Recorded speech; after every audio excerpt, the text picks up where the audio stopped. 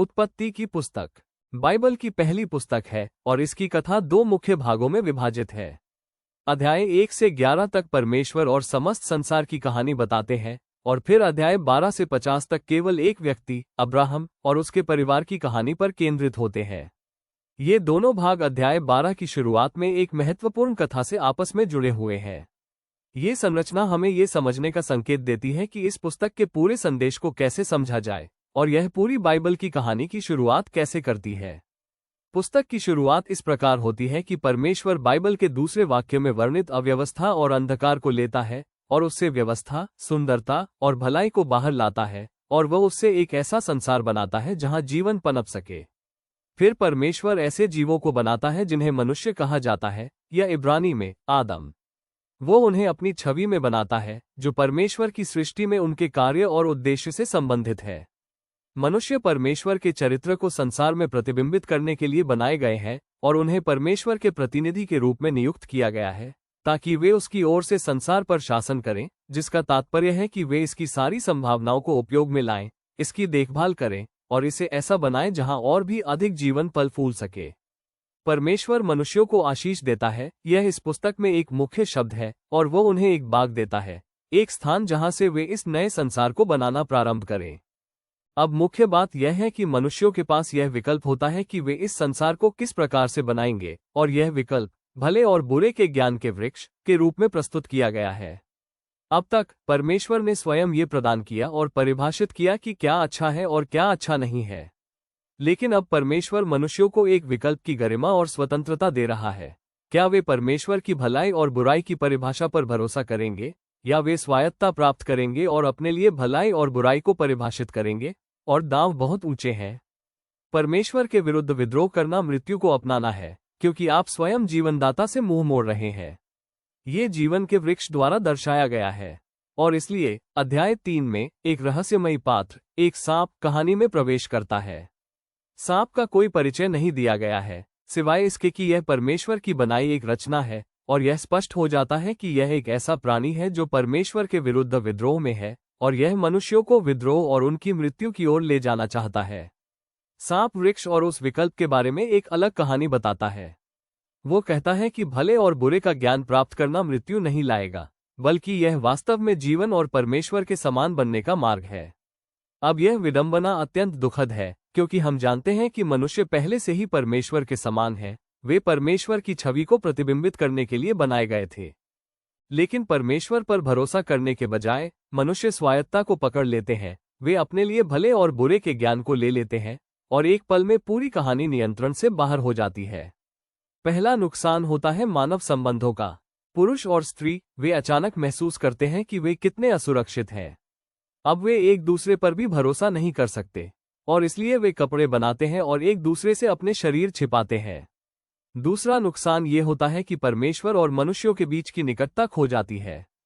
इसलिए वे भागते हैं और परमेश्वर से छिप जाते हैं, और फिर जब परमेश्वर उन्हें पाता है तो वे इस दोषारोपण के खेल की शुरुआत करते हैं कि सबसे पहले किसने विद्रोह किया।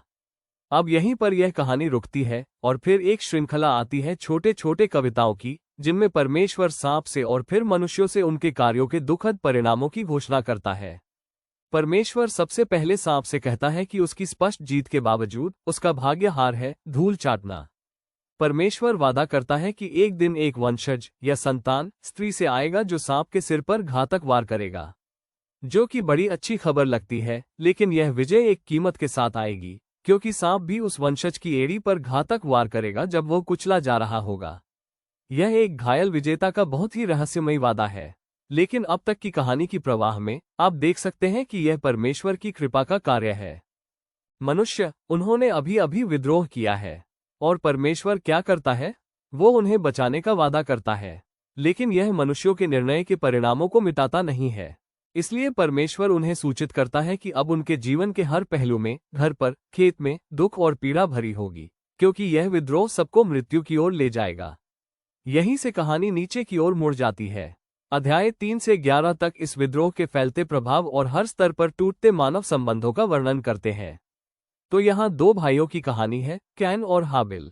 कैन अपने भाई से इतना ईर्ष्यालु हो जाता है कि वो उसे मार देना चाहता है, और परमेश्वर उसे प्रलोभन में न पड़ने की चेतावनी देता है, लेकिन वो फिर भी ऐसा करता है, वो उसे खेत में मार देता है।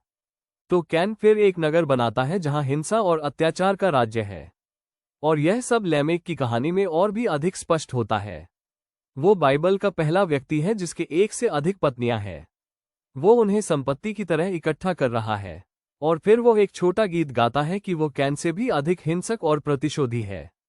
इसके बाद हमें एक अजीब कहानी मिलती है परमेश्वर के पुत्रों के बारे में, जो कि दुष्ट स्वर्गीय प्राणियों को संदर्भित कर सकती है, या यह उन प्राचीन राजाओं को भी दर्शा सकती है जो दावा करते थे कि वे देवताओं की संतति है।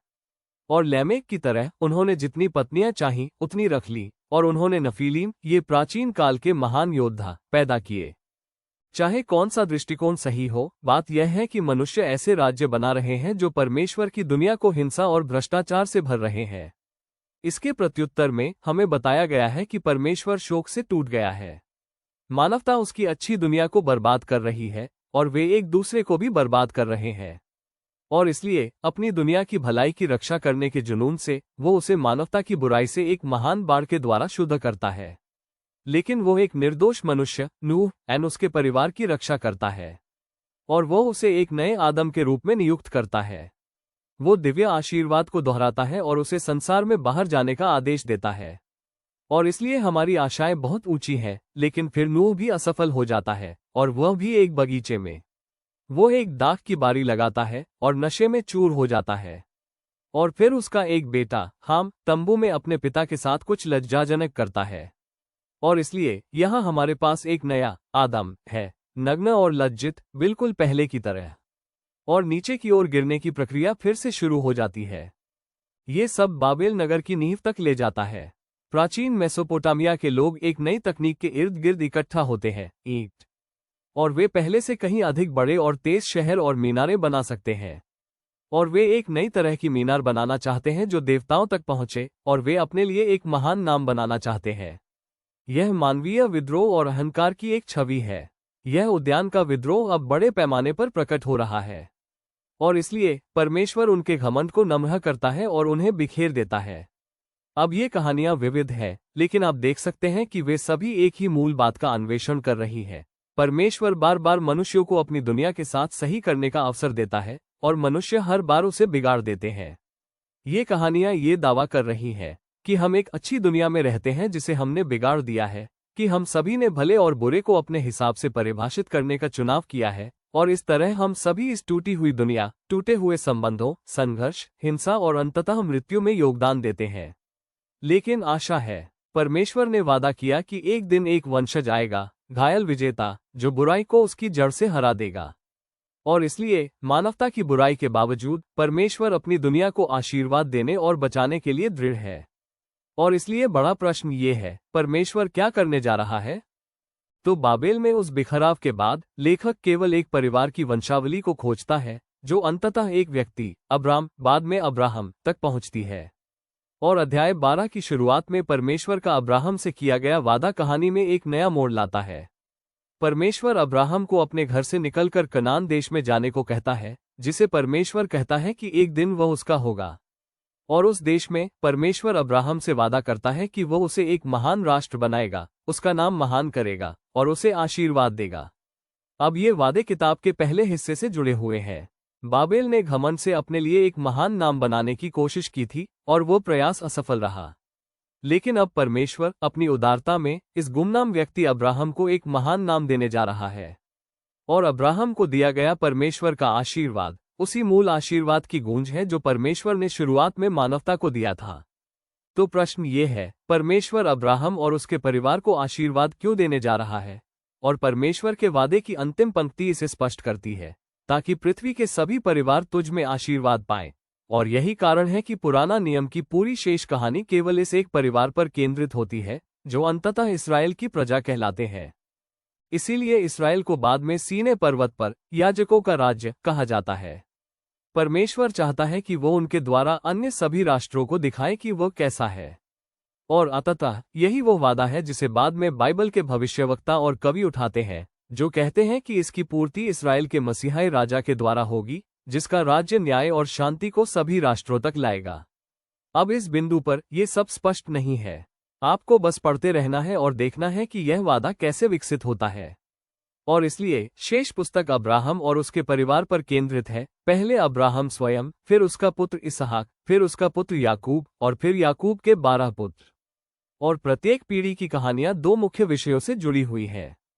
तो पहले अब्राहम के परिवार की हर पीढ़ी लगातार विफलताओं से भरी होती है। वे बार बार बहुत गलत फैसले लेते हैं जो उनकी जिंदगी को गड़बड़ कर देते हैं और परमेश्वर के वादे को खतरे में डाल देते हैं। हालांकि परमेश्वर उनके प्रति वफादार रहता है। वो उन्हें उनकी गलतियों से बचाता रहता है और आशीर्वाद देने की अपनी प्रतिबद्धता को दोहराता है और उनके माध्यम से अन्य राष्ट्रों को भी आशीर्वाद देता है, उनकी कमियों के बावजूद। तो अब्राहम की कहानियां, परमेश्वर ने अब्राहम को एक विशाल परिवार का वादा किया था, लेकिन 2 बार अब्राहम अपनी पत्नी के कारण अपनी जान के लिए डरता है, क्योंकि अन्य पुरुष उसकी पत्नी की ओर आकर्षित होते हैं। इसलिए वह ये झूठ बोलता है कि वह उसकी पति नहीं है, जिससे कई समस्याएं पैदा होती हैं। और इतना ही नहीं, अब्राहम और उसकी पत्नी सारा संतानहीन थे। इसलिए सारा ने व्यवस्था की कि अब्राहम उनकी नौकरानी के साथ सोए, जिससे परिवार में और भी समस्याएं पैदा होती है। लेकिन हर बार परमेश्वर अब्राहम की मदद करता है। और अध्याय 15 और 17 में परमेश्वर अपने वादे को औपचारिक रूप देता है, जिसे संधि कहा जाता है। यह एक क्लासिक दृश्य है। परमेश्वर अब्राहम को रात के सितारों की ओर देखने और उन्हें गिनने के लिए कहता है और कहता है, तुम्हारा परिवार उतना ही विशाल होगा। और सारे कठिनाइयों के बावजूद, बच्चे नहीं होने और अभी किसी तरह के बच्चे होने की संभावना न होने के बावजूद, अब्राहम आकाश की ओर देखता है और सिर्फ परमेश्वर के वादे पर भरोसा करता है। और परमेश्वर अब्राहम के साथ एक संधि करता है, वादा करता है कि वो अनेक राष्ट्रों का पिता बनेगा और परमेश्वर का आशीर्वाद पूरी दुनिया तक पहुंचेगा। फिर परमेश्वर अब्राहम से कहता है कि वे अपने परिवार के सभी पुरुष बच्चों का खतना करें। यह एक प्रतीक है जो उन्हें याद दिलाता है कि उनका परिवार फल फूलना परमेश्वर का दिया हुआ उपहार है। और इसलिए अंततः अब्राहम के कई बच्चे होते हैं और वो एक अच्छी उम्र में मरता है। अब याकूब की कहानियां इन विषयों को और भी नाटकीय रूप में सामने लाती है। जन्म से ही याकूब अपने नाम के अर्थ धोखेबाज के अनुसार व्यवहार करता है। वह अपने भाई ईसाव से उसकी विरासत और आशीर्वाद धोखे से छीन लेता है, और यह सब वह अपने बूढ़े अंधे पिता को धोखा देकर करता है। फिर वो घर छोड़कर चला जाता है। याकूब 4 पत्नियां लेता है, हालांकि वो केवल एक राचेल से प्यार करता है, और इससे परिवार में कई विरोधाभास और संघर्ष पैदा होते हैं। याकूब को जो सबसे ज्यादा झकझोरता है वह है उसके चाचा लेबन द्वारा धोखा खाना, जिसने उसके कई सालों को छीन लिया। अब हालात पलट चुके हैं, इसलिए एक विनम्र याकूब अपने वतन लौटता है। एक बहुत ही अजीब कहानी में याकूब परमेश्वर से लड़ता है और आशीर्वाद मांगता है। कुछ चीजें कभी नहीं बदलती, है ना? हालांकि परमेश्वर उसकी दृढ़ता का सम्मान करता है और अब्राहम का आशीर्वाद उसे सौंप देता है और उसका नाम बदलकर इस्राएल रख देता है, जिसका अर्थ है जो परमेश्वर से लड़ता है। अब किताब के इस अंतिम भाग में याकूब के पुत्रों की कहानी में सभी विषय अपने चरम पर पहुंचते हैं। याकूब अपने दूसरे सबसे छोटे बेटे यूसुफ से बाकी सभी से अधिक प्यार करता है और उसे एक विशेष कोड देता है। 10 बड़े भाई यूसुफ से नफरत करने लगते हैं और वे उसे किडनैप कर लेते हैं, उसे मारने की योजना बनाते हैं, लेकिन बाद में उसे केवल मिस्र में दास्ता के लिए बेच देते हैं, जहां वो जेल में बंद हो जाता है। परिवार की विफलता पर सोचिए, लेकिन परमेश्वर यूसुफ के साथ है और वह जेल से उसकी रिहाई का प्रबंध करता है, और फिर फराओ उसे मिस्र में दूसरा सबसे बड़ा पद देता है। इस प्रकार यूसुफ अकाल के दौरान मिस्र की जनता को बचाता है और अपने भाइयों तथा परिवार को भी भूख से मरने से बचाता है। और इस प्रकार हम फिर से देख सकते हैं कि अब्राहम के परिवार की मूर्खता और पाप का सामना परमेश्वर की वफादारी से होता है, जो भाइयों की बुराई को भी जीवन बचाने के अवसर में बदल देता है। और यही बात यूसुफ अपने भाइयों से कहते हुए किताब के अंत के निकट कहता है, तुमने इसे बुराई के लिए योजनाबद्ध किया, परंतु परमेश्वर ने इसे भलाई के लिए योजनाबद्ध किया, टू सेव मेनी लाइव्स। ये शब्द रणनीतिक रूप से किताब के अंत में रखे गए हैं, क्योंकि वे केवल यूसुफ और उसके भाइयों की कहानी ही नहीं, बल्कि पूरी किताब का सारांश प्रस्तुत करते हैं। उत्पत्ति की 3री अध्याय से आगे मनुष्य स्वार्थी और बुरे कर्म करते रहते हैं, परंतु परमेश्वर अपनी दुनिया को उसकी अपनी मर्जी पर छोड़ने वाला नहीं है। वो वफादार रहता है और असफलताओं के बावजूद लोगों को आशीर्वाद देने का इरादा रखता है। आप इसे खासकर उस रहस्यमय वादे में देख सकते हैं जो उस स्त्री के वंशज के बारे में है, जो पूरे पुस्तक में विकसित होता है। याद है उत्पत्ति 3? परमेश्वर ने वादा किया था कि यह घायल विजेता आएगा, सांप को कुचल देगा और बुराई को उसकी जड़ से हराएगा। लेखक फिर इस वादे को सीधे अब्राहम की वंशावली से जोड़ता है। यह उस तरीके का हिस्सा है जिससे परमेश्वर अपनी आशीर्वाद को राष्ट्रों तक पहुंचाएगा। अब्राहम से यह वादा याकूब के चौथे पुत्र यहूदा से जुड़ जाता है। और यह कैसे होता है? अध्याय 49 में एक अत्यंत महत्वपूर्ण कविता में वृद्ध याकूब, जो मृत्यु के करीब है, अपने 12 पुत्रों को आशीर्वाद देना चाहता है। जब वह यहूदा पर आता है तो याकूब भविष्यवाणी करता है कि यहूदा इसराइल के शाही नेताओं का कुनबा बनेगा और एक दिन एक राजा आएगा जो सभी राष्ट्रों की आज्ञाकारिता करेगा और परमेश्वर के वादे को पूरा करेगा कि वो पूरे संसार को उद्यान का आशीर्वाद लौटाएगा। और इसके बाद याकूब मर जाता है और बाद में यूसुफ भी मर जाता है। तो बढ़ता हुआ परिवार मिस्र में रहता है। इस प्रकार उत्पत्ति की पुस्तक उन सभी भविष्य के आशाओं और वादों के साथ समाप्त होती है जो अभी अधूरे और अनविकसित है। और यह आपको पन्ना पलटने के लिए मजबूर करती है कि यह सब कैसे समाप्त होगा। पर अभी के लिए ये है उत्पत्ति की पुस्तक।